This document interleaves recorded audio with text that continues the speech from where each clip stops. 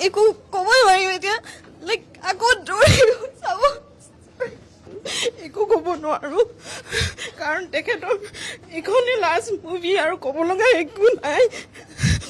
একো ক'ব নোৱাৰো চকু পানী ৰখাব পৰা নাই জুবিন দাৰ ডাইলগবোৰ সময় লাষ্টত ক'লে যে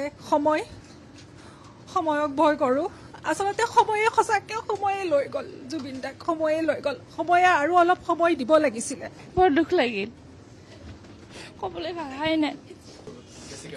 হয় গোটা লাগিছে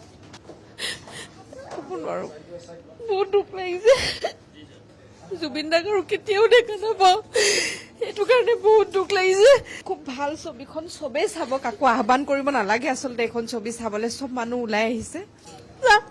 জুবিন দা বিহীন এই ছবিখন বহুত দুখ পাইছো